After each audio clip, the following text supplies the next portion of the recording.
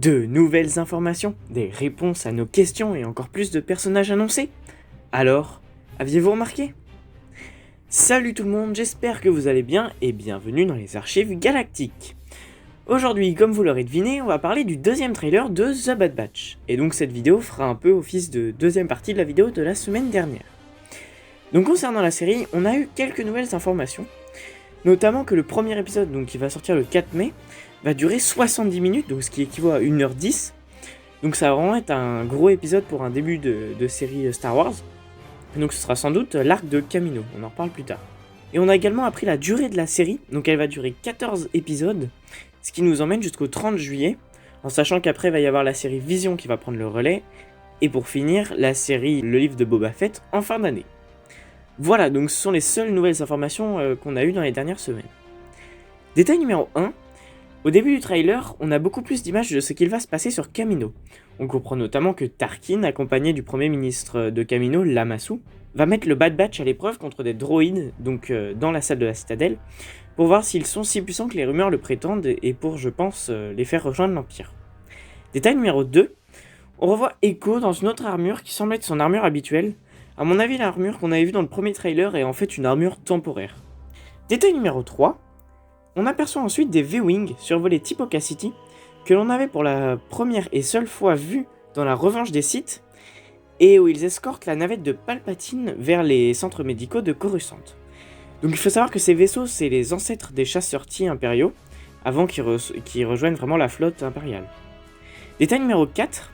La fuite en motojet de Hunter vue dans le premier trailer sur ce qui semble être Pantora se révèle. On voit tout d'abord que Hunter vole la motojet à un marchand, et on comprend plus tard dans le trailer la raison de cette fuite. Il semblerait que Fennec Shen traque le Bad Batch.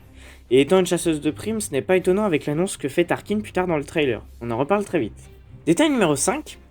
Élément important de ce trailer, un enfant va accompagner la Bad Batch dans ses aventures. Il s'agit d'Omega. On a su son nom grâce aux sous-titres de la bande-annonce qui est sur Disney+, dans certains pays. Nous, en France, on ne l'a pas encore. Cependant, on ignore encore s'il s'agit d'un garçon ou d'une fille, mais d'après les voix de certains pays, il semblerait que ce soit une fille, mais rien n'est confirmé. De nombreuses rumeurs déclarent également que Omega pourrait être le dernier clone de Jango Fett créé, et en plus de ça, ça pourrait être la seule fille. En effet, il semblerait étrange qu'un enfant puisse se balader tranquillement à Tipoca City sans avoir de lien avec le complexe militaire et les clones. Détail numéro 6. Pendant les deux trailers, on voit le Havok Marauder être poursuivi par 3 vaisseaux, dont j'ignore le modèle, et on voit notamment Hunter essayer de les abattre. Détail numéro 7. On revoit ensuite la planète qui semble être Bracca, et on voit un réacteur de croiseur Venator s'allumer puis exploser, et on aperçoit ce qui semble être un Elite Squad Trooper essayer d'échapper à l'explosion. Et d'ailleurs l'Elite Squad Trooper, on dirait que c'est celui qui dirige l'escouade qu'on avait vu dans le premier trailer. Détail numéro 8. On revient ensuite sur sans doute Kamino, et on peut voir Tarkin accompagné par 4 soldats clones de la garde de Coruscant, et un possède un grade plus élevé. On le voit parce qu'il a une épaulette sur l'épaule droite. Donc c'est un passage très important, car Tarkin ordonne aux soldats clones de retrouver la Force Clone 99, donc le Bad Batch, et de raser son campement. Donc le Bad Batch va donc devoir survivre sans être attrapé par l'Empire dans la série. Ce qui est étrange, c'est que Tarkin parle d'un campement, mais on n'en a pas vu dans le trailer, donc le Bad Batch a dû se construire un campement sur une planète, vu dans le trailer ou pas. Et après, comme ils vont être retrouvés, je pense qu'ils vont changer de planète. Détail numéro 9, retour sur Zidgeria, où on voit le Brezak qu'on avait vu dans le premier trailer, mais cette fois sans son cavalier qui tente d'attaquer des membres du Bad Batch. Détail numéro 10, grand retour annoncé dans ce trailer, Rex sera de la partie. On le voit donc sur la planète qui semble être Bracca. On va donc peut-être savoir comment il a retrouvé Wolf et Gregor. Donc ce sera vraiment une passerelle pour son histoire entre The Clone Wars et Rebels, je pense. Et on avait déjà un indice dans le premier trailer de son retour. En fait, on voyait sa main prête à dégainer, pour ce qui semble être un duel, avec le même blaster et le même protège-poignet. Détail numéro 11, on voit ensuite Omega utiliser un arc qui utilise la même technologie que les arcs des Sœurs de la Nuit. Donc peut-être que c'est un arc des Sœurs de la Nuit, mais ça m'étonnerait qu'ils en aient trouvé, enfin on verra. Je sais pas comment il ou elle se l'est procuré. Détail numéro 12, autre retour annoncé, il s'agit du personnage de Saw Gerrera, qu'on a déjà vu dans les séries animées The Clone Wars et Rebels, et également dans le film Rogue One. On a peu d'indices concernant la planète où il se trouve, mais il pourrait s'agir d'Onderun, sa planète natale, et en plus on voit 2 de ses partisans derrière lui. Détail numéro 13, je sais pas si vous avez remarqué, mais Crosshair est très peu présent dans les 2 trailers. Donc les seuls moments où on le voit, c'est sur Kamino, dans le test de la citadelle, et aussi un passage sur la planète enneigée. Donc à mon avis, ce sera les 2 premiers épisodes, ou peut-être, enfin en tout cas le début de la série. Donc de nombreuses théories sont sorties. La première, c'est que Crosshair aurait peut-être rejoint l'Empire après le test dans la citadelle. Certains vont jusqu'à dire que l'Elite Squad Trooper que l'on voit dans le premier trailer serait Crosshair en fait, parce qu'il a à peu près la même armure, le même fusil blaster.